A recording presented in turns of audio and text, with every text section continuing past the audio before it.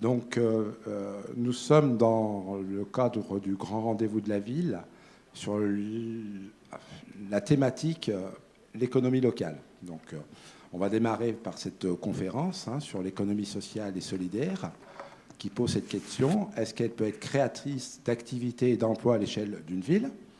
Donc, après, on aura une rencontre d'affaires qui aura lieu à l'extérieur, donc à partir de 16h30.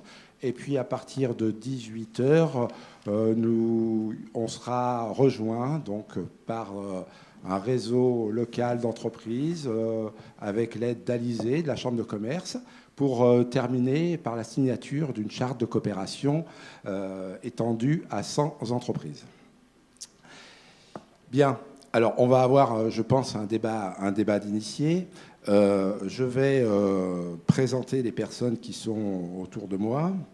Tout d'abord, je vais commencer par Julien Loïs, qui est le directeur de la CRES, qui va être à la fois le spécialiste et l'animateur.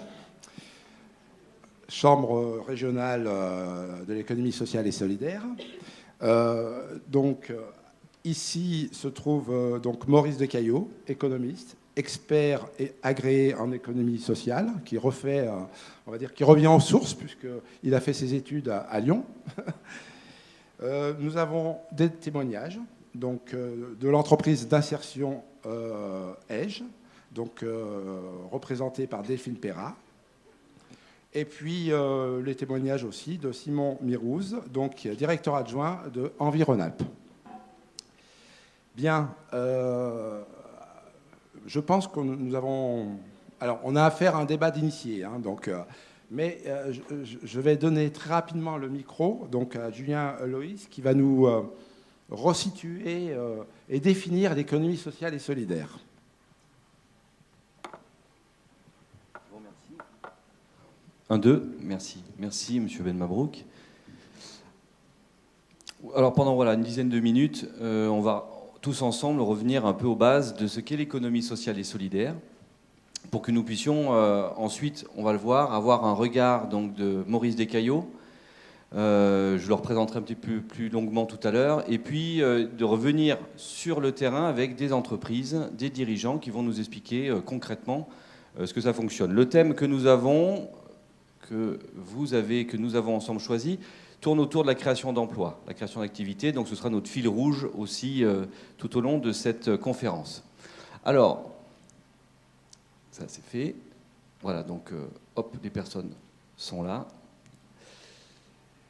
Très rapidement, l'économie sociale et solidaire, elle est définie par la loi, on le verra juste un tout petit peu plus tard, mais c'est ce que nous appelons, nous, l'économie de la société civile. C'est-à-dire que c'est différent de l'économie public, géré par les acteurs publics, et différent de l'économie capitalistique, dont l'intérêt, la primauté des capitaux.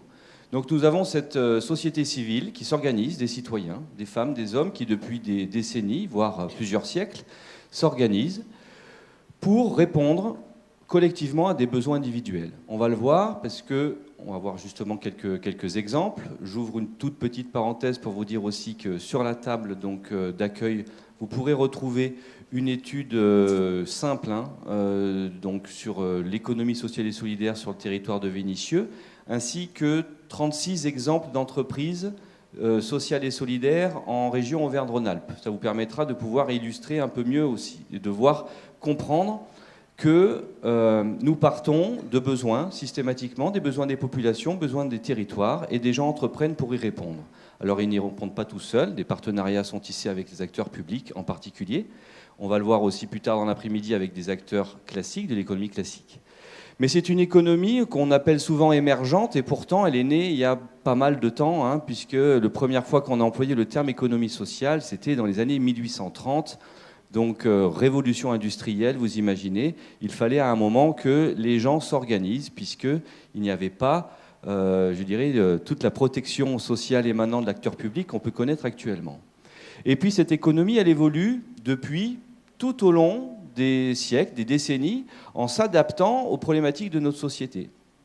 Alors, on a souvent des débats sur est-ce que les banques font partie de l'économie sociale, ces grosses banques ou ces mutuelles qui maintenant sont des grands mastodontes ou autres. Et oui, mais bien, à l'époque, comment on faisait pour s'assurer quand on n'avait pas les moyens de s'assurer? Eh bien, on s'organisait tous ensemble et on créait sa propre mutuelle. Comment faisait-on à l'époque, fin du 19e siècle, quand on ne pouvait pas avoir accès à un crédit bancaire? Eh bien, on s'organisait, on créait sa propre banque. Voilà donc toutes ces structures. Et puis, au fil du temps, les besoins ont évolué. Je dirais, la question du tourisme social, la question des congés, comment avoir accès au tourisme pour tous, la santé pour tous, l'éducation pour tous, elle s'est structurée tout au long du XXe siècle. Et nous arrivons au XXIe siècle, puisque maintenant nous sommes là. Les problématiques sont différentes. Problématiques qui émanent depuis une trentaine d'années, chômage, exclusion. De nouveaux acteurs sont nés. On aura 2 témoignages aujourd'hui de formidables initiatives qui œuvrent pour l'insertion professionnelle.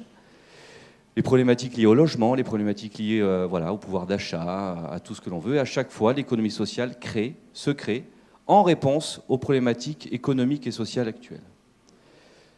Donc ça, c'était, une petite introduction.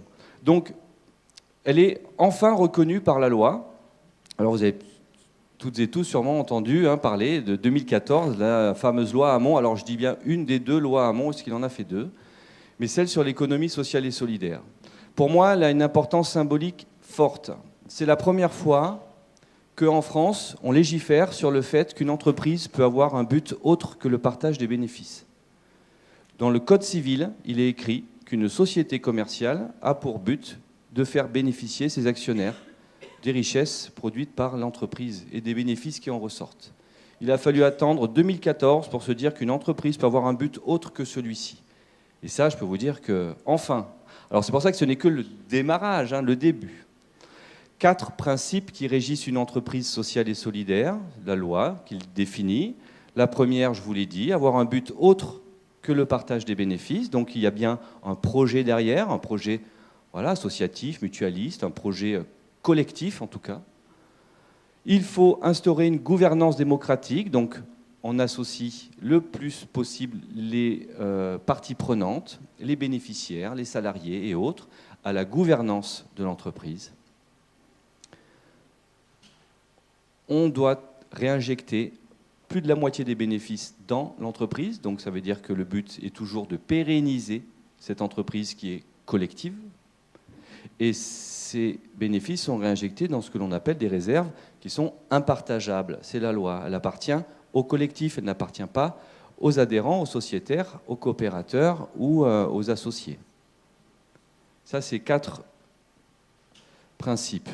Nous retrouvons, je dirais, des formes juridiques. Vous savez qu'en France, le droit des sociétés, en tout cas le droit des affaires autres, est bien carré. Nous avons 4 types d'entreprises que nous pouvons retrouver dans l'économie sociale, 4 formes juridiques. Des formes juridiques qui sont, j'en ai oublié une d'ailleurs, qui intègrent déjà ces principes. L'association, bien entendu, loi 1901, la coopérative, loi 1947, les mutuelles, les fondations que j'ai oubliées, donc qui font partie aussi de cela.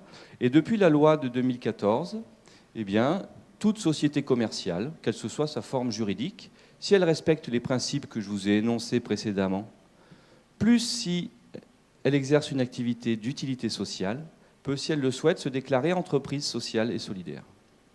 Donc ça, c'est tout nouveau aussi, ça date de l'année dernière. Maintenant, une entreprise peut cliquer au greffe du tribunal de commerce, clique entreprise de l'économie sociale et solidaire. Alors les choses avancent petit à petit. Mais au moins, elles avancent.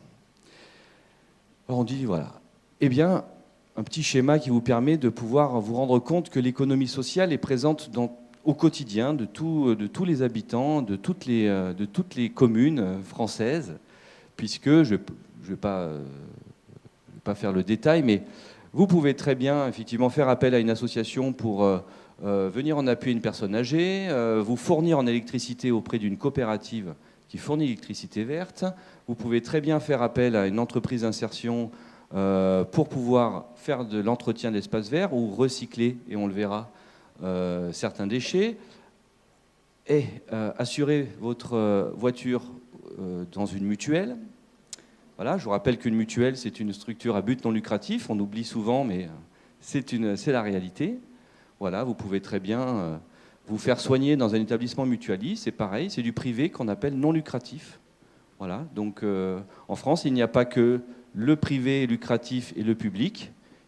Il y a, et on va le voir que ça représente du poids, des initiatives privées d'intérêt commun, d'intérêt collectif, et le plus souvent à lucrativité limitée. Ça représente du poids, ce seront ma dernière intervention, puisque en France, ça représente 10,5% de l'emploi, 13,5% de l'emploi privé, c'est plus de 2 200 000 salariés qui travaillent dans l'économie sociale et solidaire, c'est plus de 220 000 établissements. En région Auvergne-Rhône-Alpes, c'est 30 000. Vous savez, on est toujours 10% à peu près de la France. C'est plus de 302 000 salariés qui travaillent dans l'économie sociale et solidaire en Auvergne-Rhône-Alpes. Et en plus, ça fait pour, introduire notre échange de cet après-midi, de l'emploi qui progresse, qui n'arrête pas de progresser. C'est 4% à peu près par an. Depuis 5 ans, on perçoit cela, tandis que quand on voit que l'économie classique, surtout suite à la crise de 2008, a du mal à repartir. Une moyenne de 2,6% de l'économie classique en termes de création d'emplois. On est à 4% dans l'économie sociale et solidaire. Voilà, et puis quelques petits chiffres sur Vénissieux. On en parlera avec messieurs les élus aussi, pour voir la place après que peut prendre l'ESS dans la politique publique de Vénissieux.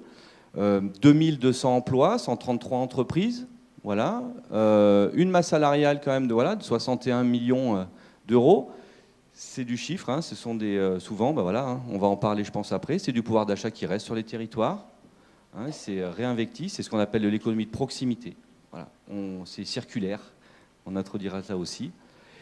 Et une petite caractéristique, des associations qui représentent 88% des entreprises sociales et solidaires du territoire, c'est plus que la moyenne qu'on peut retrouver ailleurs, qui tourne autour des 80%, mais c'est aussi le tissu associatif fort de la ville de Vénissieux.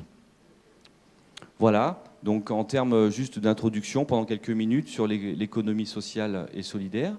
Ce que je vous propose, donc, c'est que nous fassions donc, 2 temps. On va avoir un temps où on va faire intervenir donc, les personnes qui sont présentes.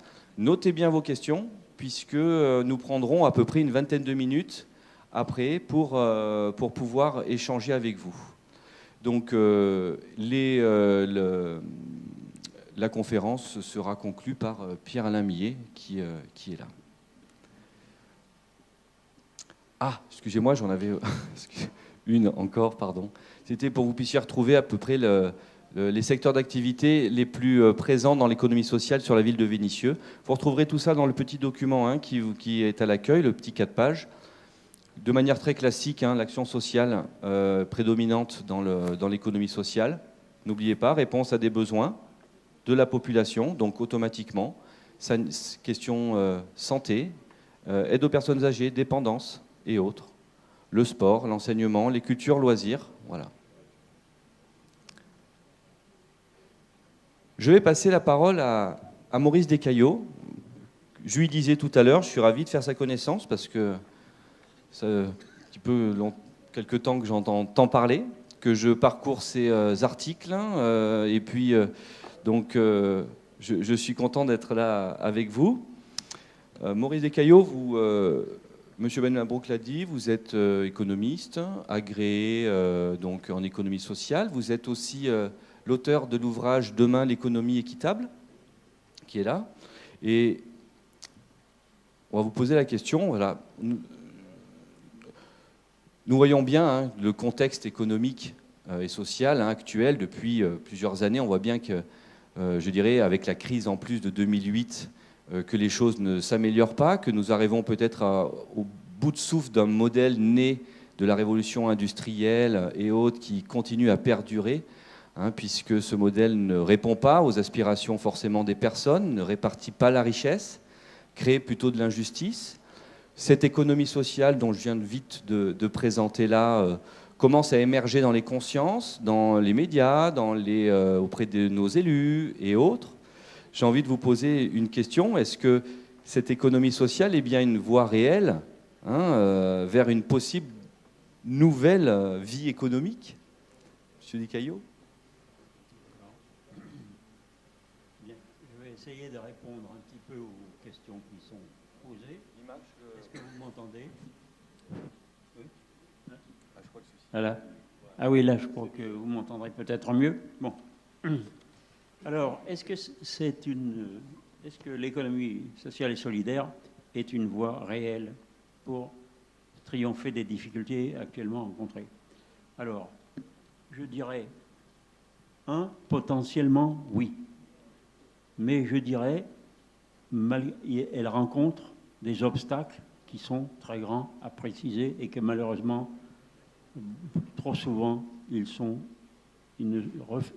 est refusé de les voir. Alors, je vais préciser ceci. Donc,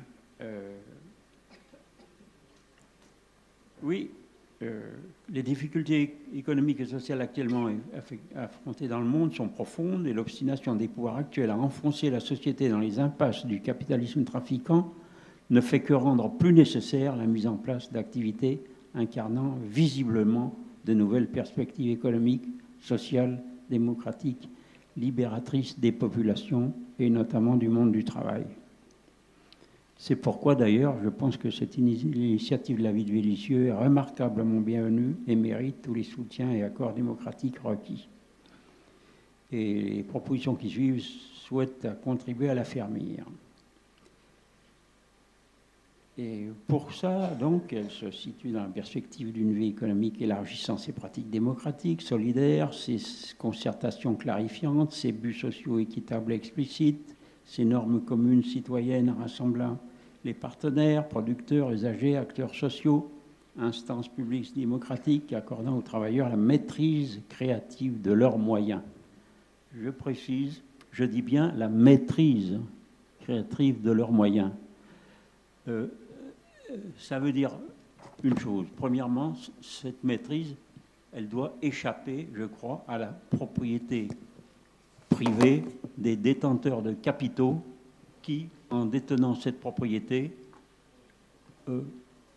en fait, consacrent leur maîtrise non seulement sur les moyens, mais sur les hommes qui les utilisent et font des hommes au travail des outils du capital.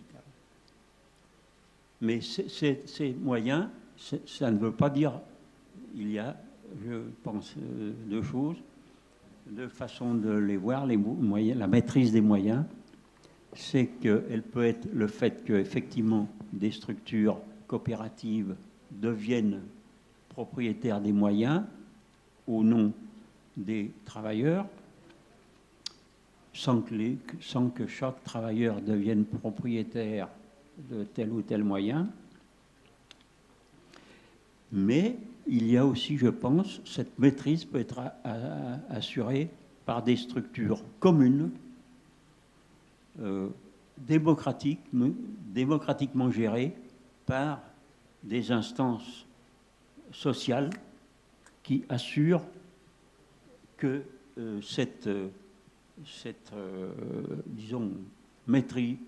maîtrise commune des moyens puisse être déléguée aux personnes au travail en tant qu'instrument de leur travail et que cela profite à ceux qui travaillent une véritable maîtrise de leurs moyens qui font qu'il n'y a pas de possesseurs qui, en les privant de cette maîtrise, deviennent leurs maîtres.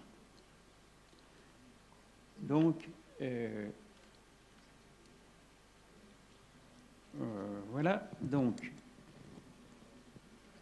c'est pourquoi les acteurs de l'économie sociale peuvent résister aux pressions actuelles démotivantes qui visent à les repousser dans la soumission à l'oligarchie affairiste actuellement dominante. Nous pouvons expliquer ici pourquoi le développement de l'économie sociale et solidaire permet d'avancer sur cette voie, notamment en assurant l'emploi et le travail nécessaire aux citoyens. Donc l'activité capitaliste dominante opère du fait de sa structure essentielle, de telle façon que les revenus du travail sont écrasés pour deux raisons. L'une parce que les documents capitalistes sont incités à accumuler, par profit ou détriment des travailleurs, d'abord des ressources pour agrandir leurs propres moyens de domination.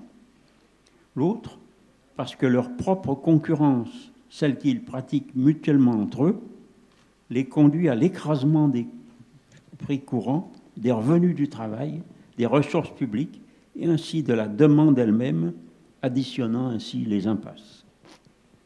L'économie sociale autogérée étape ainsi à ses gouffres, car son activité fait du revenu des personnes au travail qui maîtrisent leur gestion un moteur de la demande, animant les travaux de tous, en même temps qu'une ressource vitalisant les activités. Voilà. Et donc, débouche ainsi sur une façon de gérer qui fait que la coopération solidaire est le guide de l'activité bénéfique pour chacun et pour tous. Ça te permet d'expliquer une chose. Il est vrai que les avancées techniques élevant la productivité peuvent permettre d'obtenir des produits avec moins de personnes au travail que précédemment. Ben oui, c'est un progrès. Mais en même temps, le progrès des rémunérations ainsi librement obtenues permettra de développer de nouvelles activités, ainsi de procurer un rôle et un emploi à tous dans des conditions en amélioration. Une extension de ce type de rapport dans un large éventail d'activités échangeant entre elles assure ainsi une place à chacun dans la vie sociale. C'est pourquoi le développement de l'économie sociale et solidaire est réellement une voie solide et fondamentale pour toute progression vers une économie nouvelle utile à tous. Nous pouvons maintenant préciser comment il est possible de progresser sur cette voie. La nouvelle économie ainsi amorcée devrait se caractériser sur deux points essentiels. D'une part, de nouvelles façons d'échanger. Et ceci est important et significatif. Pourquoi? Mais précisément parce que ceci suppose une nouvelle façon d'échanger, suppose qu'il faut trouver des moyens de faire face aux pressions profondément destructives de la perpétuelle concurrence, de la perpétuelle course à la compétitivité qui introduit les activités dans des impasses circulaires. Donc, et d'autre part, il faut gérer les activités d'une autre façon, puisque ce ne sont plus les propriétaires de capital qui sont les maîtres, mais les hommes au travail qui maîtrisent leur façon de travailler. Donc pour l'échange, il s'agirait entre participants de l'ESS de s'adapter ensemble solidairement à l'adoption de bases d'évaluation des produits et prestations sur des critères équitables qui peuvent être précisés, reconnus et homologués en commun.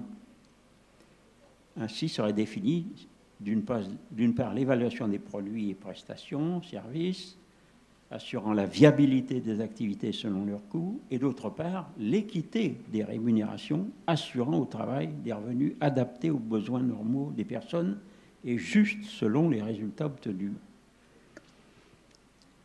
Voilà, et ces bienfaits reconnus à chacun seraient d'ailleurs un fondement de l'accord de chacun pour reconnaître des résultats qui sont avantageux pour tous. Nous avons, si je peux me permettre, Monsieur Descaillaux, quelques exemples aussi, parce que du coup, nous voyons apparaître de plus en plus, vous reparliez tout à l'heure de la maîtrise de ses propres moyens de production, voilà. De plus en plus d'entreprises, des salariés qui reprennent leur entreprise sous statut coopératif, par la question des SCOP, ces sociétés coopératives de production, maintenant qu'on appelle coopératives et participatives. Mais voilà, nous avons, alors en plus en exemple sur notre région, C'est une des régions les plus dynamiques en matière de reprise d'entreprise par les salariés. Et dans tous les champs, industrie et autres, d'activités, donc historiquement des entreprises qui sont détenues par des fonds de pension dont je tairai les origines. Le taux de rentabilité n'étant pas, je dirais, assez fort, alors que l'entreprise est totalement viable, elle est mise en liquidation, elle est reprise à la barre du tribunal de commerce par les salariés. Et quelques exemples, je le dis parce que tout ce que vous dites nécessite un changement aussi culturel, puisque souvent, les juges du tribunal de commerce, en premier jugement, vont préférer choisir la reprise d'une entreprise étrangère ou autre, considérant que la reprise d'entreprise par les salariés n'est pas une solution viable. Alors qu'on se rend compte que ces entreprises-là, depuis des années, depuis qu'elles sont reprises, elles ont des taux de croissance à 2 chiffres et tout ce qu'il y a derrière, des réserves, donc des conditions de travail très bonnes pour les salariés. On choisit librement, correctement et démocratiquement les rémunérations, etc. etc.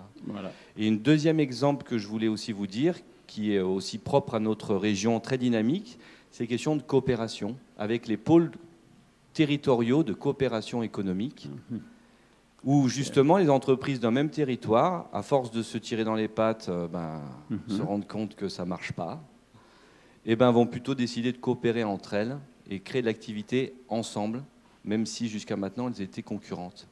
Vous retrouverez tous ces exemples-là dans les petites entreprises, les exemples d'entreprises là de notre région. Donc c'est pour ça que ça marche, c'est une voie réellement possible. Excusez-moi de vous avoir coupé, je vous continuez. C'est de la parole. Mais oui, mais je crois que ça s'illustre très concrètement, ça existe, ça. Oui. Oui, et puis alors, il s'agirait aussi donc il s'agit, on le voit, de faire du commun avantageux à tous. Et sur ces bases, d'ailleurs, c'est, comme je le préciserai, il s'agit aussi de mettre en place des structures qui fournissent aux participants à l'économie sociale et solidaire des moyens communs, gérés démocratiquement en commun, et qui donnent accès aux utilisateurs de l'économie sociale et solidaire des moyens qui leur soient ainsi accessibles, maîtrisables, dans une optique commune. Voilà. Et voilà. Et cette pratique du commun pourrait également être étendue à l'information et la mise en commun des données informatiques des résultats obtenus permettrait de fournir aux participants des études, des diagnostics, des signaux qui leur permettraient d'orienter, de maîtriser leur activité, et ceci de façon concertée, en sorte que ça soit bénéficiaire pour les résultats d'activité pour l'ensemble des participants. Voilà.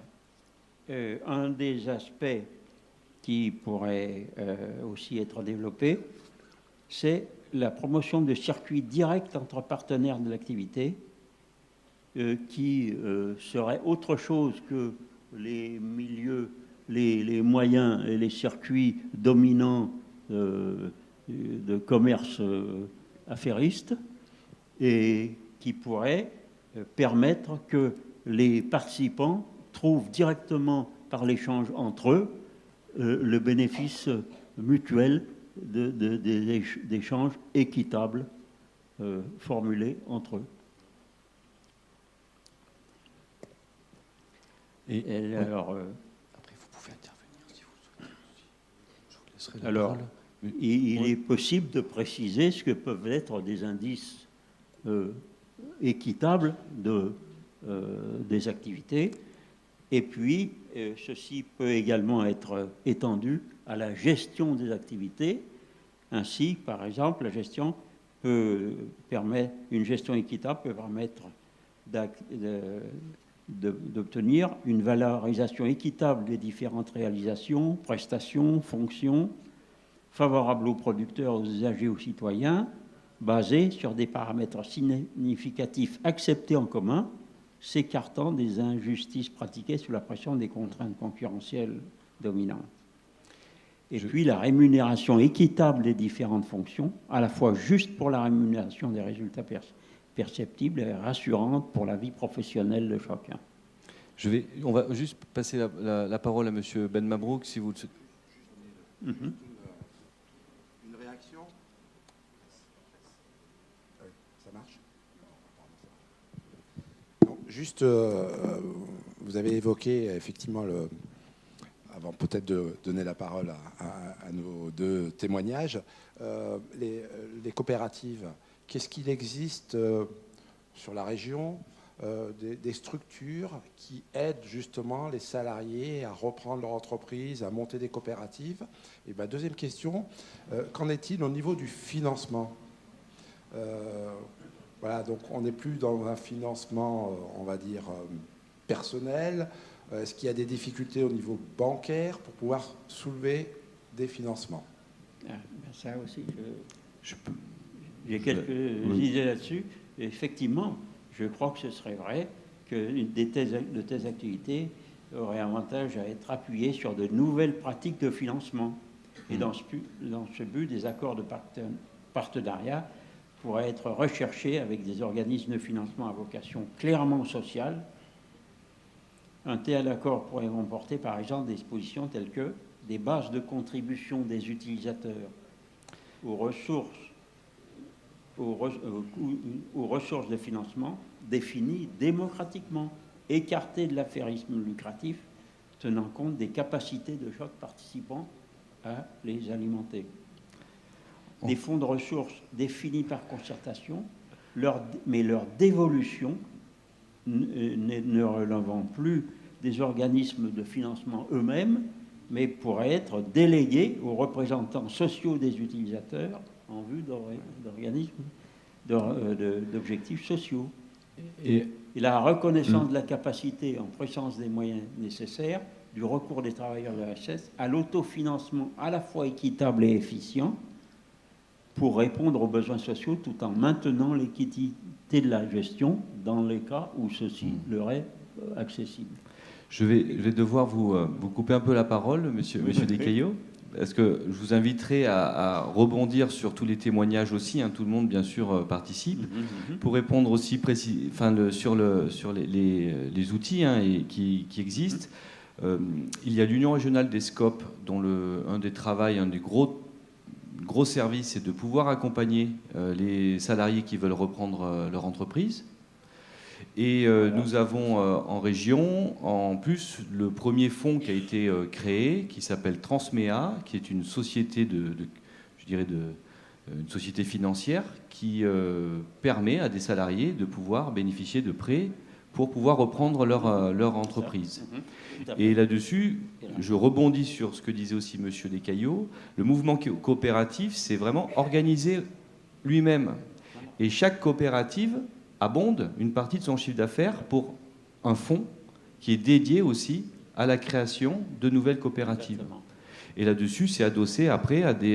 et là, je le dis, parce que c'est important de le rappeler, des grands noms de l'économie sociale participent à cela aussi avec, je dirais, la création de sociétés financières. Je vois dans la salle la Massif. La Massif contribue énormément avec le Crédit Coopératif ou d'autres à un fonds une société qui s'appelle SFIN Gestion, qui peut venir soutenir jusqu'à plusieurs millions en fonds propres des projets ou des entreprises.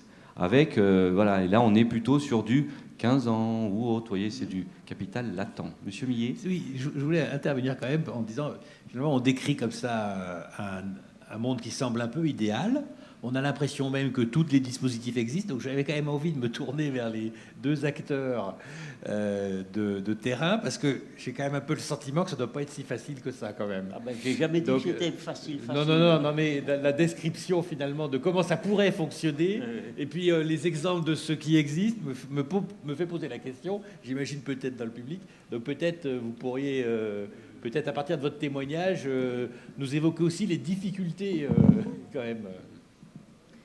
Donc Delphine Perrin, pour l'entreprise d'insertion EDGE, effectivement, tout n'est pas rose, ouvert dans notre secteur d'activité, puisqu'on est, en tant qu'entreprise d'insertion en tout cas, confronté au monde économique, à ses affres, à ces changements et à ces mutations. Donc je crois que c'est plutôt Simon Mirouz qui va parler de l'innovation, mais en tant qu'entreprise d'insertion, on n'est pas du tout épargné par tout ça. Maintenant, c'est vrai que notre projet social nous porte et nous aide certainement à traverser ces moments difficiles et à les affronter, parce qu'on a une culture d'entreprise, parce qu'on a un esprit d'équipe et parce que la finalité sociale est portée par l'ensemble des salariés et aussi par l'ensemble des administrateurs qui sont souvent des bénévoles. Donc je pense que tout n'est pas rose, loin de là, surtout quand on parle de pérennité d'entreprise. Ça veut dire que la dimension économique a une part importante de notre activité, mais on s'accroche pour traverser tout ça, et pour notre part, ça fait 30 ans qu'on existe, donc 30 ans d'existence, ça prouve que voilà, on a su traverser tout ça. Puisque Monsieur Benmaoun, c'est bon? Non, mais justement, est-ce que vous pourriez, parce que on disait que c'était un débat d'initiés, mais je pense que c'est important de rappeler une entreprise d'insertion, Delphine. C'est quand même particulier. Quand même. On parle d'ESS, on parle d'IAE, d'EI, alors l'économie sociale et solidaire, l'insertion pour l'activité économique et l'entreprise d'insertion. Derrière tous ces acronymes ou ces sigles, ce qui se cache, c'est l'humain. En fait, tout simplement, c'est l'humain qui transparaît dans toutes nos actions, puisqu'on accompagne des personnes éloignées de l'emploi vers un retour à l'emploi durable. Donc ça veut dire que pour ça, on a un outil. Notre outil principal, c'est notre entreprise. Ça veut dire qu'on a, comme toute autre entreprise, nous personnellement, on est sur un statut commercial. Donc on a une SARL dont les parts sociales sont détenues à 100% par une association loi 1901, qui de fait est garante de notre finalité d'insertion. Et donc notre entreprise, c'est notre outil parce qu'on s'inscrit dans le cadre de la loi, donc on applique une convention collective, on a des obligations fiscales, sociales, on n'est pas exonéré de cotisations, ou alors si on l'est, on l'est comme toute autre entreprise.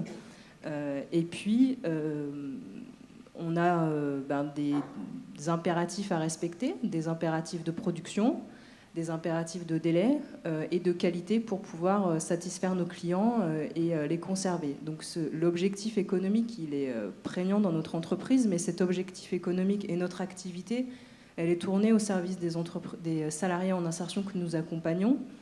Et pour ça, nous avons un encadrement renforcé sur nos chantiers et un accompagnement social et professionnel. Notre activité à EDGE, c'est le paysage, donc les espaces verts, qu'on réalise tant dans l'entretien que dans l'aménagement. Et ce support d'activité nous permet de ramener des salariés en insertion au monde du travail, qui est vecteur de lien social. Parce que quand on est privé d'activité pendant 3 ans, 4 ans, 5 ans, ou quand on est jeune et sans qualification et qu'on n'a jamais eu la chance d'occuper un emploi, on repart de zéro et on construit tout. Donc nous, on pose le cadre, on donne les éléments pour l'insertion. Après, c'est à la personne de s'en saisir, puisque le libre arbitre de chacun, il intervient à ce moment-là, et c'est là où nous, en tant qu'EI, on va s'arrêter. Question curiosité, vos clients sont à peu près? Alors, nos clients, ceux qui nous ont fait confiance au départ, parce qu'au départ, en entreprise d'insertion, c'est jamais gagné. Nos clients, c'est les collectivités. Donc, par exemple, la ville de Vénissieux, elle en fait partie. Ça va être des bailleurs sociaux.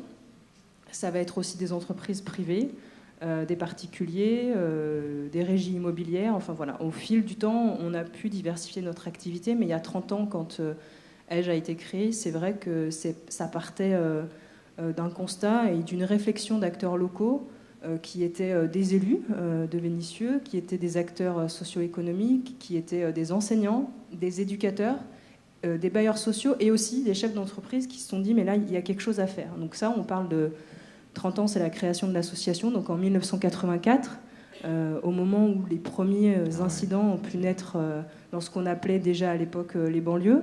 Et puis notre association a souhaité très rapidement poser un cadre à son activité et a créé donc la SARL EGE en 1987. L'idée, c'est de ne pas être considéré comme déloyaux par la concurrence, c'est-à-dire les entreprises dites classiques, qui disaient mais vous n'appliquez pas de convention collective, donc on joue pas avec les mêmes règles du jeu. Voilà. Nous, on joue dans la même règle et dans la même cour que tout le monde, mais on essaye d'avoir le même ballon, mais c'est pas évident. Et combien de salariés, du coup, maintenant? Alors aujourd'hui, EGE, on est parti de 3 en 1987 à 40 aujourd'hui. Ah ouais, très belle réussite, bravo. Et puis, voilà, vous illustrez parfaitement les propos que je voulais tenir sur, à chaque époque, des problématiques et à chaque époque, des citoyens, avec l'appui des collectivités, qui trouvent les réponses de manière collective et de manière coopérative aussi, comme ça. Merci beaucoup. Monsieur Mirouz, on se connaît, hein, c'est pour ça. Simon, si je peux me permettre. Simon Mirouz, donc directeur adjoint du groupe Envie Rhône-Alpes, Envie Sud-Est. À chaque fois, je me trompe. Voilà. En tout cas, le logo n'est pas à jour, mais ça viendra un jour, mais c'est de notre faute. Hein. Donc, on va poser la même question que M. Millet avait posée. Hein. La réalité, parce que du coup, c'est facile, c'est compliqué. Est-ce que déjà, tu peux nous présenter le groupe Envie? C'est important. C'est une belle histoire aussi. Oui, effectivement, c'est une belle histoire et c'est le premier élément qui me donnait envie de répondre que oui, c'était facile, parce qu'on a effectivement un ADN un peu particulier, ce sentiment d'appartenance à un mouvement d'entreprise qui effectivement a des choses singulières à revendiquer et puis surtout à mettre en œuvre sur son territoire. Envie Rhône-Alpes, donc on a un groupe d'entreprises solidaires sur le territoire rhône-alpin, essentiellement basé à Lyon, Saint-Étienne et Roanne. Et on a une histoire aussi assez particulière, puisqu'on est né de la rencontre de deux mondes il y a 30 ans, puisque c'était la rencontre du groupe SEB, de Darty, du foyer Notre-Dame des Sans-Abris et d'Emmaüs. Donc notre entreprise est en ce sens-là un peu particulière, puisque ce qui est inscrit à nos statuts comme le premier objet social de notre entreprise, c'est donc de travailler pour l'inclusion socio-professionnelle de personnes en difficulté sociale ou éloignées du marché de l'emploi. 3 petits points. Au travers l'exercice d'une activité économique qui, à l'époque, se caractérisait par la rénovation d'appareils électroménagers. Donc on est né à Lyon en 1992, on appartient à un réseau national qui fait strictement les mêmes métiers que je décrirai en suivant. Donc c'est un réseau national qui s'appelle donc la Fédération Envie, dont on est membre, qui compte un peu plus de 2600 salariés à l'échelle nationale, dont 2000 personnes sont en parcours d'insertion, et donc pour lesquelles on accompagne ces personnes-là vers un retour à l'emploi durable. Donc pour ce qui concerne nos activités sur la région et donc sur le Rhône et la Loire plus particulièrement. Aujourd'hui, on compte un peu plus de 200 salariés pour à peu près 180 personnes en équivalent temps plein. Et environ 110 personnes qui sont en parcours d'insertion dans nos entreprises. Quel métier on exécute? Historiquement, donc effectivement, on cherchait une activité support simplement pour permettre à des personnes en marge du marché du travail de pouvoir remettre le pied à l'étrier et réapprendre les différents codes de l'entreprise, mais surtout obtenir des formations, des qualifications au-delà de la reprise de confiance que le statut de salarié d'une entreprise leur permet d'avoir. Et donc on rénove simplement de l'électroménager. C'est pour ça que chez Envie, on dit qu'on a 3 piliers, 3 vocations. Une dimension économique, livrer des services économique performant, compétitif, une vocation environnementale, puisqu'on agit dans le champ de l'économie circulaire, avec différentes typologies d'activités, historiquement l'opération de rénovation d'électroménager, et une vocation sociale qui fait partie de notre premier chaînon d'ADN, si je puis dire ainsi. Donc on exerce cette activité de rénovation d'électroménager.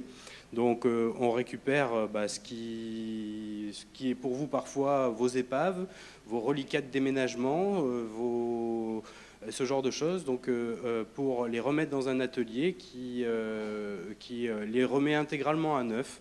C'est-à-dire qu'Envie, à l'échelle nationale, est le premier réseau de distribution d'électroménagers rénovés garantis. Donc c'est du matériel qu'on remet intégralement à neuf et qu'on redistribue dans un magasin à bas prix, qui n'est pas très loin d'ici. On est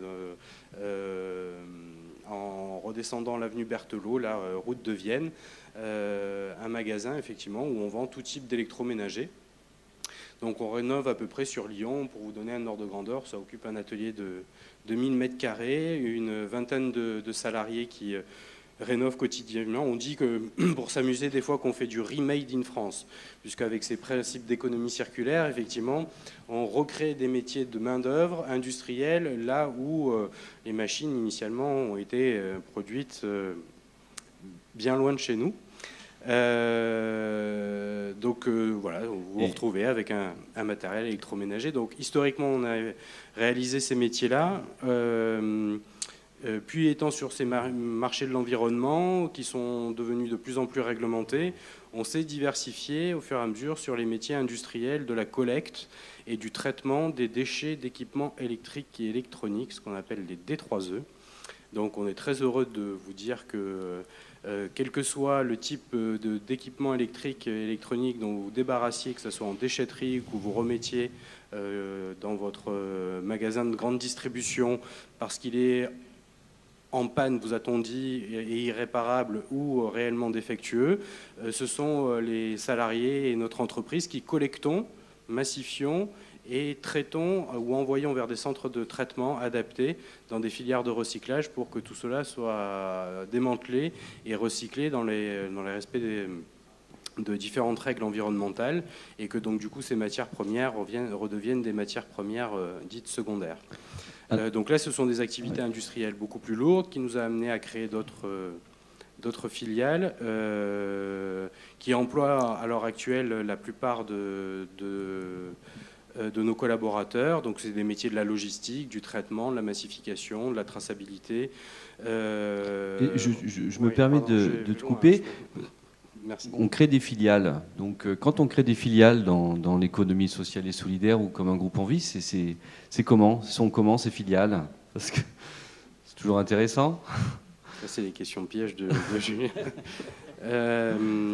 Quel est l'esprit derrière aussi la création de ces filiales ? Et comment après le groupe fonctionne ? Voilà, c'était juste pour montrer aussi qu'on peut se développer dans l'économie sociale et tout en gardant une identité économie sociale aussi. On a été créé sous statut associatif. Notre entreprise reste une entreprise de la société civile. Au-delà de ça, lorsqu'il s'agit de se lancer sur des activités industrielles qui sont avec des intensités capitalistiques beaucoup plus fortes, on a un nouveau défi devant nous.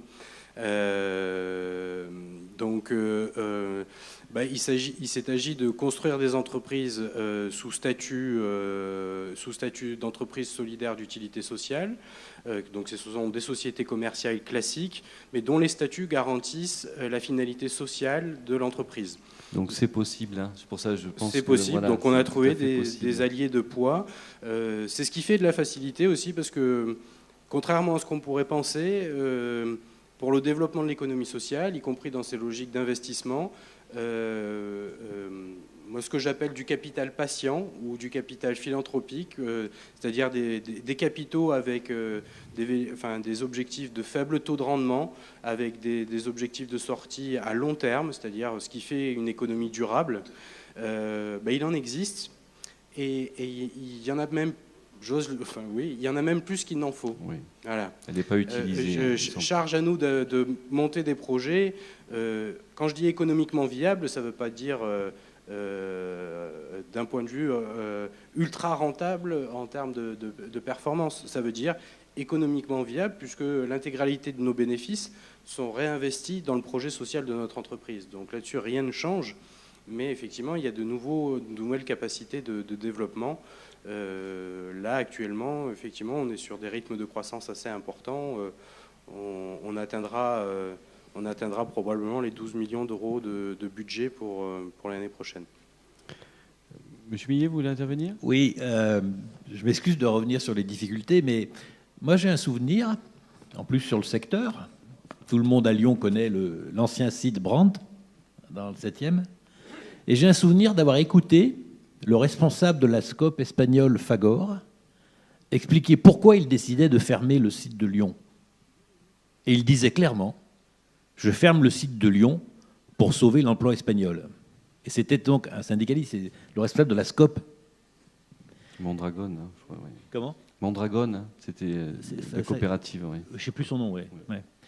Et ça m'avait frappé, parce que, comment dire, ok, vous dites qu'il y a des capitaux lents disponibles, etc., mais c'est quand même pas simple, quand même. Il y a des réussites, et il faut les valoriser. Mais je prends cet exemple, le site Brandt a fermé, il y a eu des tentatives diverses et variées, elles n'ont pas abouti. Et dans ce cas-là, par exemple, c'est la SCOP qui a été conduit à fermer un site. Je ne sais pas si... il y a un principe de réalité.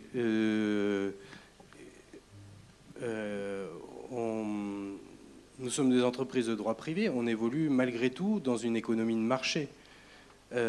Économie de marché ne veut pas dire nécessairement économie de capitaux. Donc, lorsque vous avez une offre et une demande face à vous, à la rigueur, tout va bien.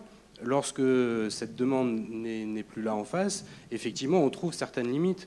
Je reste convaincu que les exigences de rendement de capitaux d'une SCOP située, d'une des plus grandes coopératives au monde, située en Espagne, qui s'appelle Mondragón, propriétaire de la marque Fagor, lorsqu'elle a décidé de fermer ça, elle l'a certainement décidé beaucoup plus tard et avec beaucoup plus d'initiatives qu'aurait pu le faire un fonds de pension détentrice de cette société.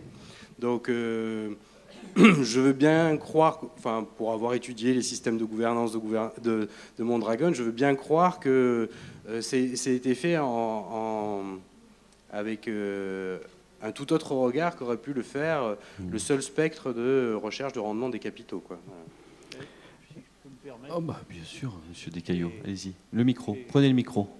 Le micro. Ah oui. Oui, je veux dire par là que le groupe Mondragón en Espagne est un peu connu pour avoir des pratiques pour s'insérer sans essayer d'y échapper dans la dynamique concurrentielle, puisque en fait lui-même a des...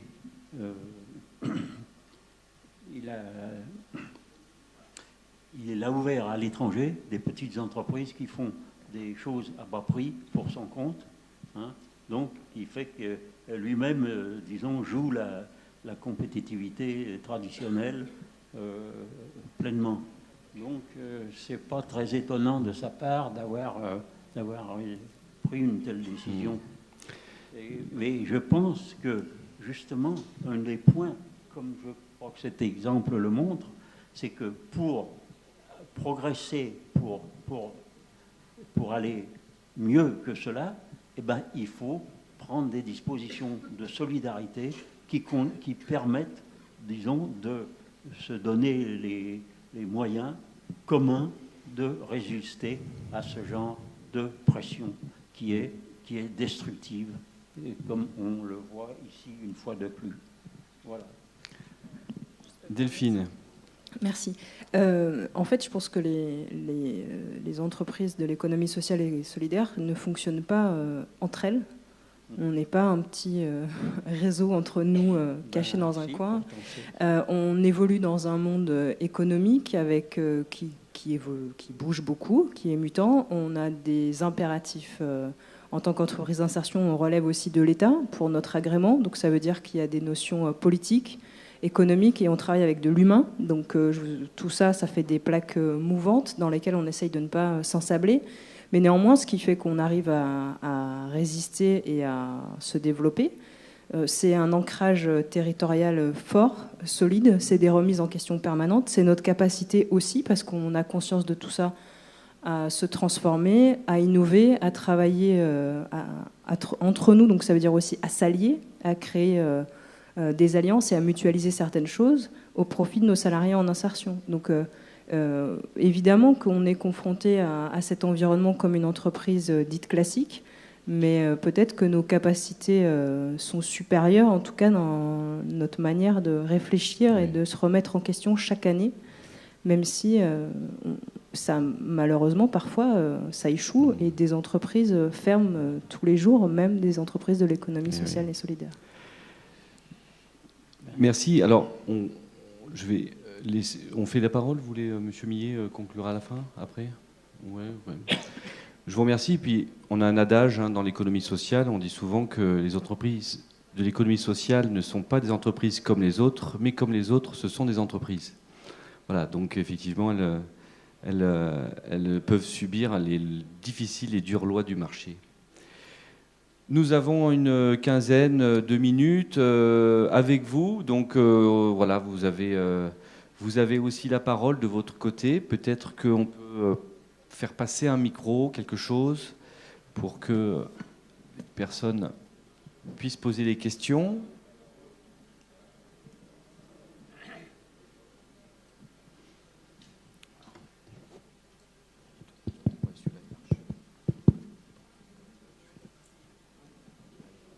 Merci. Merci Rémi.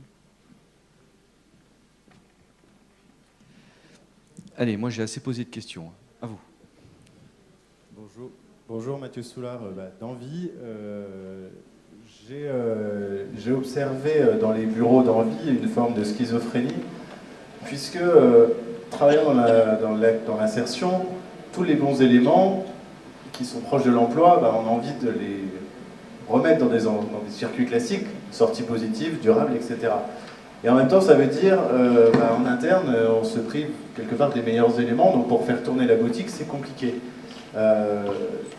Donc ça, c'est peut-être une des difficultés, c'est comment, là c'est très pratique, très concret, de combiner à la fois l'objectif social, le I de l'IAE, et l'activité économique. Et donc, il y a cette schizophrénie dans l'insertion qui peut être parfois difficile à gérer, et c'est toujours des arbitrages. Donc, pour autant, les deux sont indispensables. L'activité économique est indispensable à l'insertion et permet, par exemple, de former des gens de plein de façons différentes. Et donc, je voulais un peu inviter Ege et Simon de donner quelques exemples d'accompagnement à une évolution de parcours pour les personnes en insertion.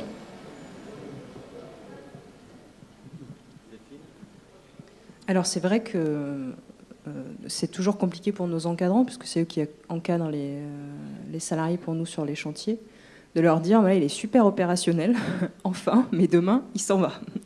Donc forcément, mais en même temps, Simon l'a dit, il a parlé d'ADN, je pense que c'est ça, ils savent aussi qu'on a un turnover beaucoup plus important que les autres entreprises, ce qui fait qu'on a créé des outils pour être performant. Ça veut dire qu'on est, en termes de RH, très efficace. Donc on a nos livrets d'accueil, on a des procédures de recrutement, on a des procédures de formation, on est en capacité d'identifier très rapidement les besoins de nos salariés en insertion. On a créé des partenariats avec des organismes de formation, on a trouvé des financements, on s'est parfois arraché les cheveux, mais s'il en reste quelques-uns sur ma tête, ça veut dire qu'on a toujours réussi à créer, à créer ces partenariats-là. Et c'est vrai que c'est en ça que c'est intéressant, mais c'est une question qui nous permet effectivement de décrire notre projet social en des termes un peu plus clairs. C'est que sur le plan des ressources humaines, on a su développer des stratégies pour contourner cet obstacle. Et comme exemple, par exemple, de parcours d'insertion pour un salarié chez Ege, vous en avez un en tête je pourrais en citer beaucoup. Je ne sais pas, c'est quelqu'un qui a un projet en entrant de ne pas travailler dans les espaces verts, mais qui est en capacité de s'accrocher pendant 12 ou 18 mois, de travailler tous les jours sur un métier difficile puisque c'est quand même assez physique, et puis de sortir sur une formation de grutier et puis de rentrer sur un emploi de grutier par exemple, donc qui n'est pas du tout le secteur des espaces verts, mais il y en a beaucoup, hein, des exemples comme celui-ci. Merci. Alors, d'autres questions, mesdames et messieurs? Profitez d'avoir des professionnels et des élus aussi en face. Non, je plaisante, hein, pardonnez-moi. De l'économie sociale. Non? Allez, monsieur Ben Mabrouk. Si je peux me permettre, je reviens à la problématique. L'économie sociale et solidaire, créatrice d'activités et d'emplois à l'échelle d'une ville. Au niveau de la ville de Vénissieux, puisqu'on est dans le domaine de l'insertion, là où on peut apporter notre contribution, ce sont aussi les clauses d'insertion. Oui, tout à fait. Donc je pense qu'il faut le préciser. Donc, et nous, on est très impliqués sur le sujet, donc sur tout ce qui se construit au niveau de la ville. Bien sûr. Voilà. Bien sûr, les collectivités ont un rôle immense à jouer pour l'économie sociale et solidaire d'une manière générale, mais pour l'insertion professionnelle à travers effectivement les clauses sociales. Voilà, sachant qu'en plus une réforme a eu lieu, avec en plus maintenant, on peut le dire aussi, des marchés aussi réservés pour l'économie sociale et solidaire depuis, je crois, 2015. Donc voilà, on incite et on invite tous les élus à travailler avec leurs acheteurs pour que plus en plus d'entreprises de l'économie sociale puissent être retenues dans le cadre de marchés et pas forcément que sur les clauses, hein, je me permets de le dire. Monsieur Descaillots. Oui, je voulais dire que il me semble qu'il y a deux aspects qui me semblent que je voudrais souligner sur ce problème-là. Bon, on a dit que ma voisine a dit que en fait les entreprises de l'économie sociale ne marchaient pas entre elles. Je pense que une stratégie de développement de l'économie sociale et solidaire telle qu'elle commence à montrer ses débuts ici même, eh bien, je pense qu'elle doit logiquement concerner un certain cercle, pas tout petit, d'activités pour montrer sa capacité à ouvrir des voies d'une autre vie sociale aux gens. Parce que les gens, ce qu'ils cherchent, c'est un nouvel avenir. Et je pense qu'il est utile que ces activités se multiplient, se diversent dans un ensemble d'activités. Oui, il y a... Donc c'est un aspect de ces choses-là. Et bon, il y aurait à voir qu'elle peut les besoins de rénovation sont importants dans notre contexte actuel. Et je pense qu'elle pourrait en profiter dans une série d'activités très larges, y compris allant de l'agroalimentaire aux technologies avancées, etc. Il y aurait des choses, des pas à faire là-dedans, dans lesquels je crois l'économie sociale pourrait trouver des chemins à parcourir. Tout à fait, avec une autre manière de faire. Avec une autre manière de faire. Et des résultats qui seraient aussi probants, voire mieux. Et il y a un deuxième aspect qui, je pense, c'est que pour cela, il y a besoin d'évolution. D'évolution, y compris d'évolution des emplois, y compris de réorientation, etc., de formation, etc. Et je pense que les participants, les acteurs de l'économie sociale et solidaire devraient être préparés à ceci, c'est-à-dire que l'idée d'une évolution des emplois, que l'emploi, oui, il doit être assuré aux gens, mais aussi avec les éléments d'évolution dont il peut y avoir besoin dans la société telle qu'elle a besoin des choses.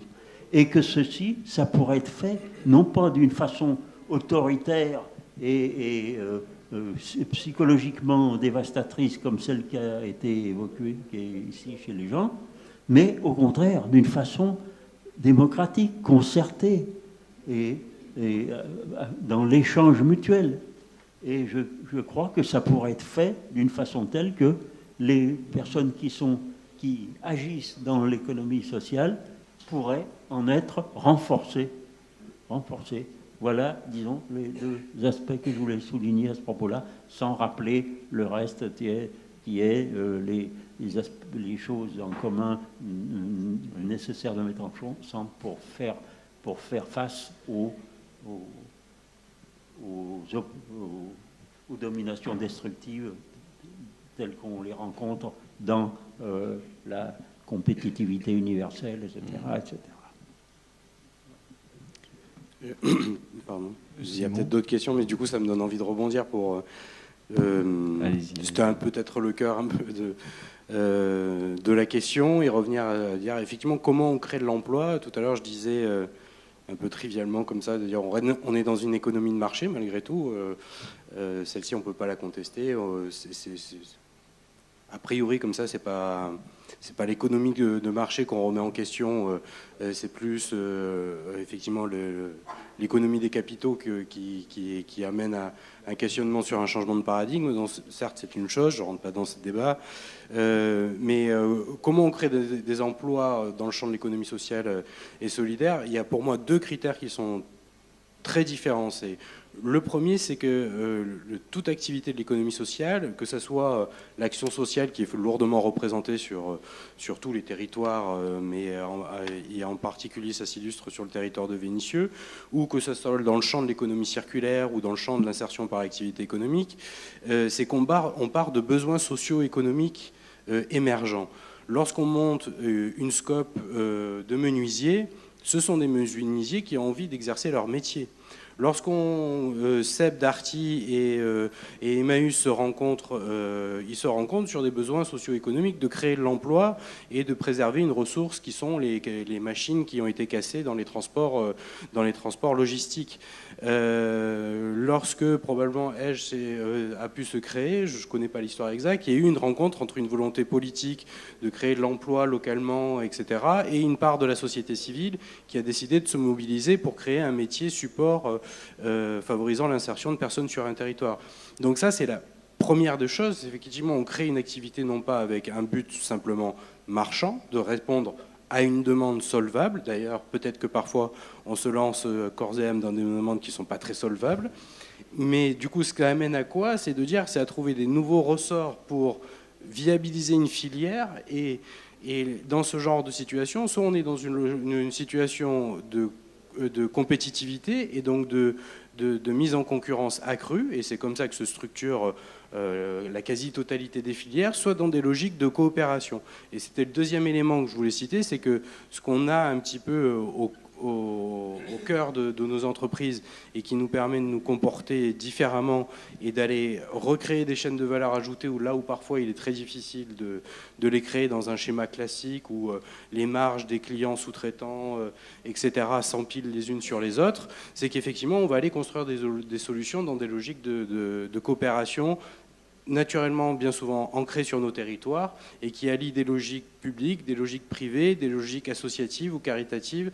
Et donc, du coup, on essaye de faire travailler ça en synergie. Donc, on part de besoins sociaux avant de partir de filières et de marchés à proprement parler. Et on met en œuvre des logiques de coopération. Voilà. Mais cela dit, il y a deux ingrédients qui sont nécessaires. C'est les gouvernances démocratiques qui sont en place dans nos organisations. Et effectivement, ce rapport au capital sur lequel il n'y a pas la même pression de rendement qui nous permet de réfléchir ainsi. Avant de laisser la parole à M. Millet pour la conclusion, d'abord sur les questions. Alors, oui. Ah oui, il y en a plein. Madame. Et alors, je vais juste, si vous levez la main, comme ça, on va prendre les questions les unes après les autres éventuellement. Donc, voilà, madame. Oui, bonjour. Floriana Antoine, je travaille pour le réseau Chantier École, qui est un réseau de structures d'insertion. C'est très intéressant qu'il y ait des entreprises d'insertion à votre table. Moi, j'avais une question sur la synergie entre les structures d'insertion et les structures de l'économie sociale et solidaire en général, sur la sortie de parcours des salariés, puisqu'on attend des entreprises du territoire qu'elles jouent aussi le jeu de cette dynamique, je dirais, pour accueillir les salariés qui acquièrent des nouvelles compétences dans leurs entreprises pour la suite de leur vie professionnelle. La question se pose pour les entreprises de l'économie sociale et solidaire qui ont cette valeur, je dirais, en elles. Quid des partenariats? On va prendre juste à ce moment-là peut-être une deuxième question en même temps, puis on pourra réagir tous ensemble. Oui, Geneviève Soudan, Emmaüs Lyon. Moi, je voulais revenir sur le manque de coopération entre les organismes de SS. Et pourtant, il existe. Parce que quand un organisme, par exemple, comme Emmaüs, qui récupère, qui recycle, quand on donne des matériaux à recycler, je sais qu'on donne par exemple 140 tonnes de papier carton chaque année à recycler, quand on donne 40 tonnes de textiles, derrière ce sont d'autres entreprises de SS qui fonctionnent. Il y a des emplois induits derrière tous les emplois qu'on crée. Et puis, moi j'ai un problème que d'autres doivent rencontrer, c'est les problèmes des emplois salariés et des problèmes des stagiaires. Vous savez qu'actuellement, la loi limite le nombre de stagiaires par entreprise. Et on a énormément d'étudiants qui viennent frapper à nos portes. Et on a énormément d'étudiants qu'on refuse. La semaine dernière, j'en ai encore refusé 6. C'est malheureux pour tout le monde. Et alors c'est peut-être utopique de penser qu'on pourrait avoir une niche un petit peu à part pour accueillir ces étudiants qui sont en formation professionnelle et aider en même temps les entreprises sociales et solidaires, puisque eux ont des choses à nous apporter, leurs compétences, et nous on a énormément à leur apporter, avec d'abord notre savoir-faire, mais aussi en apportant tout le côté social et tout le côté humain qu'il y a dans les entreprises sociales et solidaires. Alors déjà chez Emmaüs, on a un statut un peu à part, puisque nos compagnons ont un statut OACAS. C'est un statut qui a été monté par Martin Hirsch quand il était haut commissaire aux solidarités. Pourquoi pas, est-ce qu'on ne pourrait pas obtenir un autre statut, quelque chose d'un petit peu différent, pour aider à la fois les étudiants, certains n'ont pas pu reprendre leurs cours cette année parce qu'ils n'avaient pas de maître de stage, aider les étudiants et aider les entreprises de SS.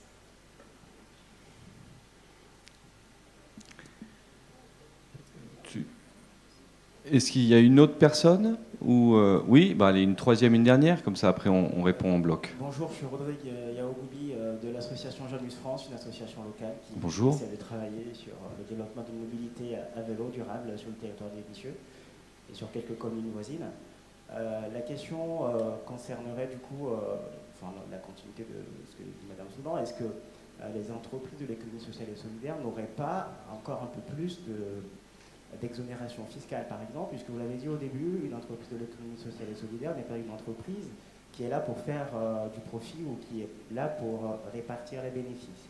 C'est une entreprise qui investit sur de l'humain et qui a du coup d'autres objectifs. Je sais qu'il y a quelques exonérations, à mon avis elles ne sont pas suffisamment nombreuses, mais est-ce qu'il n'est pas souhaitable du coup de partir vers, comme l'a fait la loi Hamon, mais de continuer à renforcer une forme de sécurité des entreprises de l'économie sociale et solidaire et de leur faciliter justement cette présence sur le marché.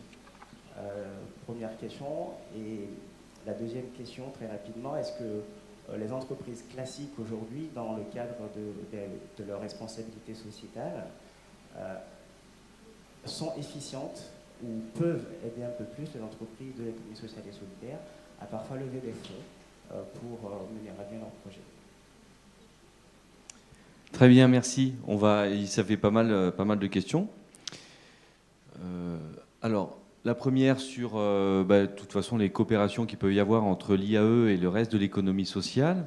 Je vais vous donner mon témoignage, ma vision, et puis après, on pourra voir justement après les acteurs de terrain.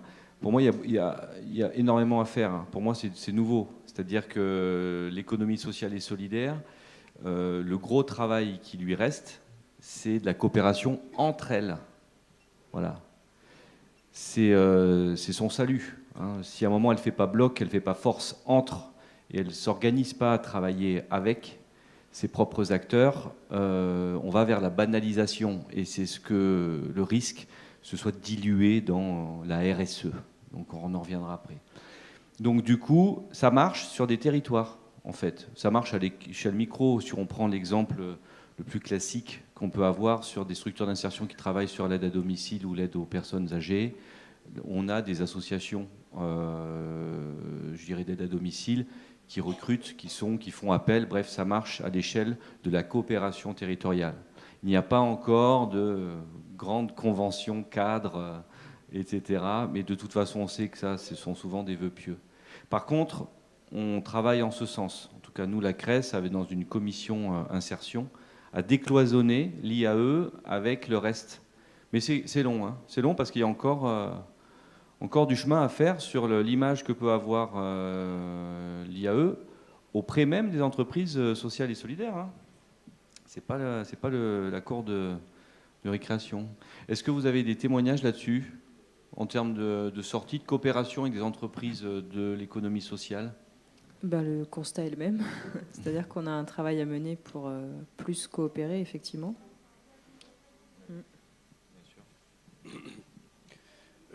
Oui, en fait, j'illustrerai ça simplement, parce que vous évoquiez le cas des sorties dynamiques. On est toujours sur le champ de la coopération.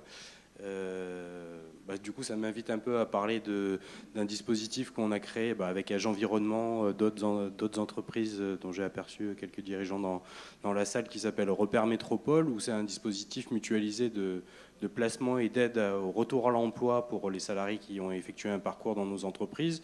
C'est un service d'aide au recrutement pour les PME et les entreprises lyonnaises qui cherchent à recruter, parfois sur des métiers en tension. D'ailleurs, c'est assez paradoxal. Elles-mêmes ont des difficultés à recruter et nous, on a des viviers de candidats qui doivent sortir un peu tous les jours de nos entreprises, qui finissent leur parcours chez nous et dont on connaît les qualités. Mais il est vrai, peut-être à tort, mais ça m'invite à y réfléchir plus lourdement, donc on a un chargé de relations entreprises dédié à cette activité, qui clairement prospecte des entreprises du territoire, grands comptes, petits comptes, peu importe, mais qu'on n'a pas encore fait attaquer un fichier qui est typé entreprise de l'ESS, ouvre des portes, voit 6 emplois, signons des conventions, et s'ils nous en prennent 1, 2, 3, 4, 5, qu'est-ce que ça ? Donc il sera là ce soir, il viendra ce soir, et il aura gagné un jeton pour travailler sur un nouveau sujet. Et je dis que c'est inscrit à l'ordre du jour du bureau de la Chambre régionale du 19 octobre. Voilà. Donc il faut qu'on avance sur cette question-là. Mais déjà, travaillons aussi en interréseau pour donner corps et ayant plus de puissance sur ce genre de choses. Voilà. Pour les stagiaires, on va répondre assez rapidement, puisqu'après on va passer la parole à M. Millet. Donc pour les stagiaires, il y a effectivement un engouement fort de la part de la jeunesse qui a envie de donner du sens à son activité professionnelle. Ça, on le voit, on n'arrive pas à y répondre, etc. Juste le petit conseil tout simple, pardonnez-moi un peu trop simpliste d'ailleurs, c'est que si vous orientez les stagiaires vers d'autres structures de l'ESS, parce qu'il y en a qui cherchent des stagiaires aussi, tout le monde n'est pas structuré pour aller faire. Donc n'hésitez pas à renvoyer aussi vers la chambre régionale de l'ESS, on pourra renvoyer. Il y a plein de choses à revoir sur différents statuts. Je dirais même, bien sûr, auprès des jeunes. Maintenant, il y a les services civiques qui peuvent commencer à savoir. C'est-à-dire qu'il y a aussi un statut de jeune ambassadeur de l'économie sociale et solidaire pour des services civiques. C'est tout à fait possible de directement flécher sur l'ESS. Mais je dirais qu'il faut aller voir plus loin sur, pour moi, le statut de bénévole, le statut de militant coopératif, sociétaire de mutuelle, bénévole associatif. Là-dessus, il n'y a rien. Il y a pas, on peut pas l'articuler. Il n'y a pas de congé pour être, je dirais, sociétaire. Il y a globalement à réfléchir sur comment l'économie sociale prend une place et fait évoluer aussi les statuts des personnes. Donc ça, malheureusement, il n'y a rien. Il faudra pousser.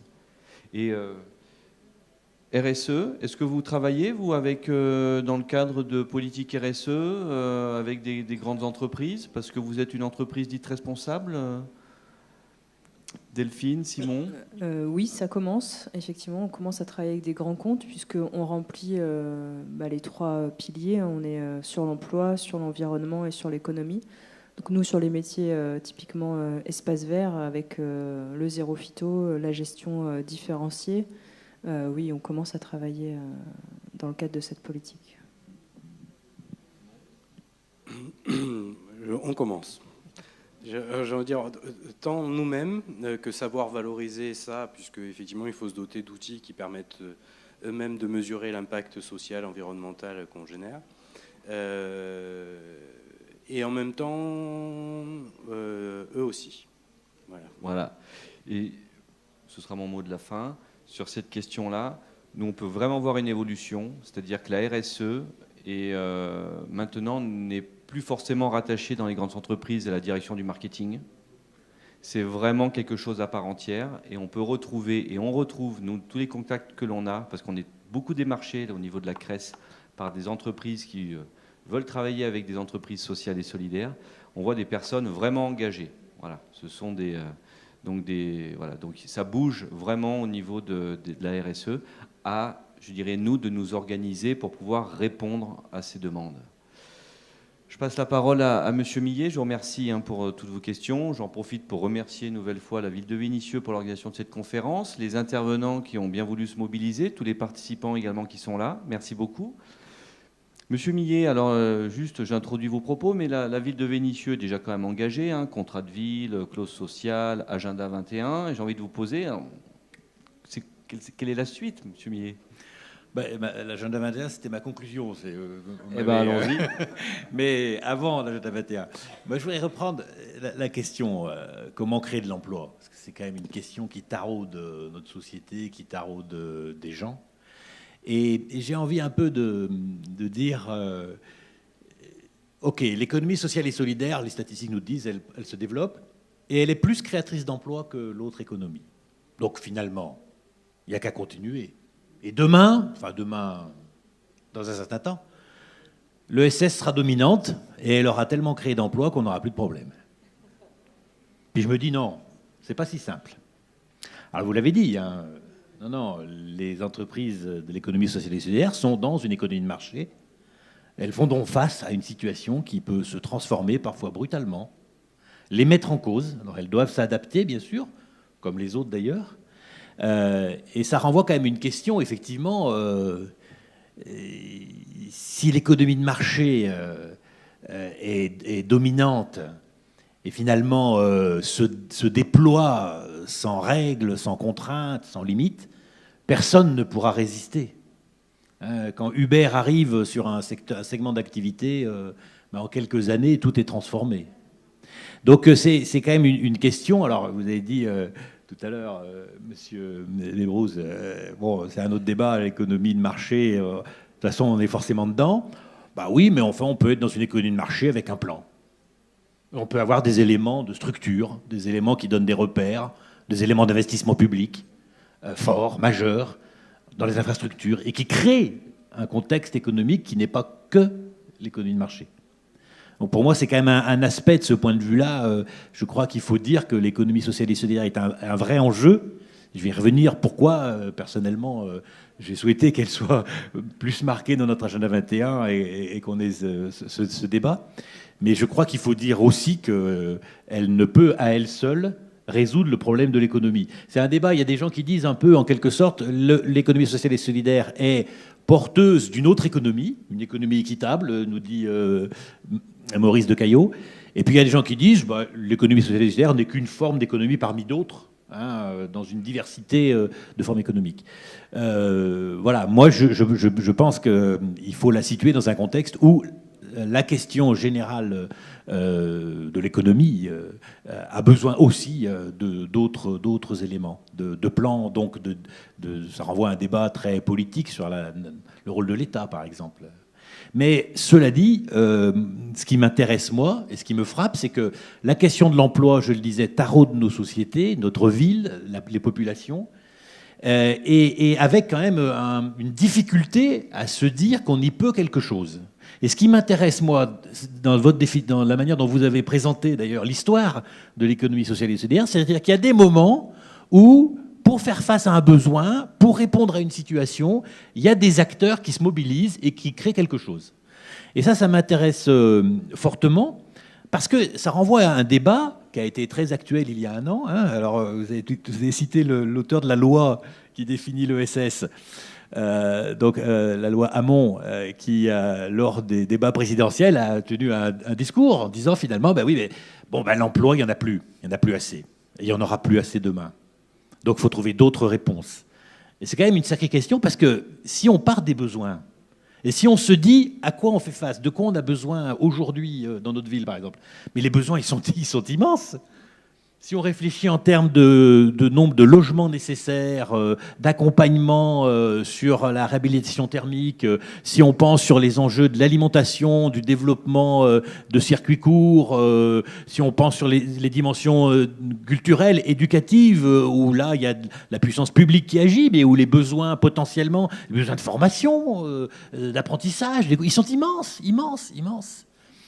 Mais on se dit, mais c'est trop grand pour nous, quoi. Est-ce qu'on est capable? Alors c'est là que je trouve, moi, ça m'intéresse de se dire, quand on prend cette question de l'emploi, il y a des exemples, des réussites où des gens ont pu construire une réponse qui n'est pas une réponse qui va chercher des capitaux et des rentabilités, des investissements dans une logique, mais qui part d'abord du besoin de ce que l'on peut faire à plusieurs, dans une démarche collective, et qu'on construit dans la difficulté, dans l'épreuve. Forcément, ça ne peut pas être facile. Et c'est là que ça m'intéresse. C'est pour ça que je vous challengeais un peu sur Brandt, parce que je me dis, mais est-ce qu'on a raté quelque chose? Qu'est-ce qu'on aurait pu faire d'autre? Ma question portait pas tellement sur pourquoi, j'avais oublié le nom, enfin Fagor, j'appelais Fagor, moi, a pris cette décision. Mais finalement, qu'est-ce qu'on pouvait faire d'autre? Est-ce que la puissance publique pouvait aider à ce qu'émerge quelque chose, parce qu'il y avait sur ce site des savoir-faire, des compétences. C'est ce qui nous intéresse toujours quand on parle de restructuration industrielle. Il y a des savoir-faire, des compétences, des outils, des machines, des moyens, etc.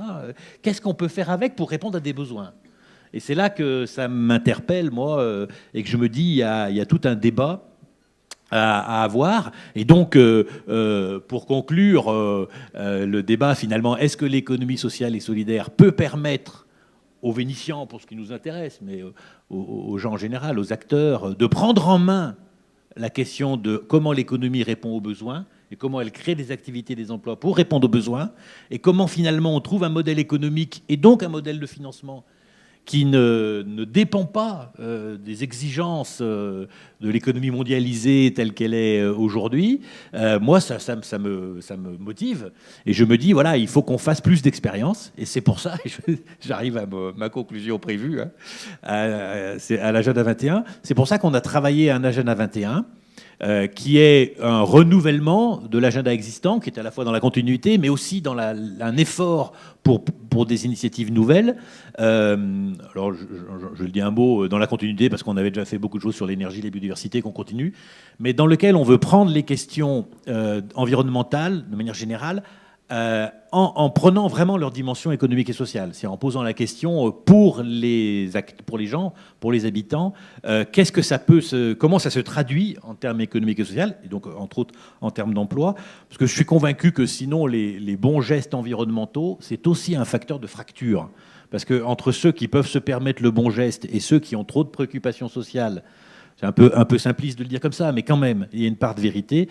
Moi, je pense que si les questions environnementales, on les prend à travers les enjeux économiques et sociaux, alors c'est l'exemple évidemment d'Envie. Moi, j'ai visité, c'est impressionnant, le stock Enfin, il y a l'aspect de la télé, quoi, cathodique, et de sa disparition qui a créé une vague vraiment impressionnante.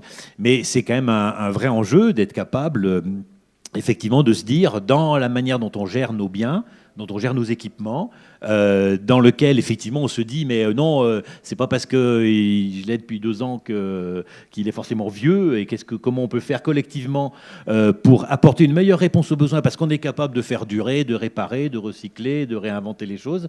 Voilà, c'est tout un champ d'activité dans lequel on peut prendre les objectifs du développement durable de manière très, très forte à travers les enjeux économiques et sociaux. Et c'est le but de notre agenda 21 que je vous invite, pour ceux qui ne l'ont pas encore fait, à découvrir tout au fond de la salle. Il est disponible. Voilà, merci en tout cas à tous. J'avais une idée que j'ai oublié d'évoquer tout à l'heure. C'est que c'est quand même assez incroyable de se dire, finalement, j'entends bien que de demander aux acteurs de l'ESS de répondre aux enjeux de l'insertion, c'est-à-dire d'aider à la remise au retour finalement à une situation normale d'une personne qui était en insertion. Il faut quand même se dire que ces personnes en insertion, ces personnes qui sont issues de situations de souffrance, de difficultés, de rupture sociale, c'est quand même, on demande quand même à l'économie sociale et solidaire, en quelque sorte, de réparer les dégâts de l'économie quand même. Parce que là, il y a une dimension quand même sur laquelle je voulais attirer l'attention. Mais tout ça pour dire que je souhaite qu'on ait le maximum, et on va faire des appels à projets. Il y a les éco-projets dans la ville qui existent déjà depuis plusieurs années. On va essayer de trouver des appels à projets. Je pense par exemple qu'on lancera un appel à projet sur de l'habitat participatif, qui est une forme qui peut être une forme d'économie sociale et solidaire. Donc la ville, je pense, lancera prochainement un appel à projet là-dessus. Et je souhaite qu'on puisse être un lieu bouillonnant sur ces questions demain.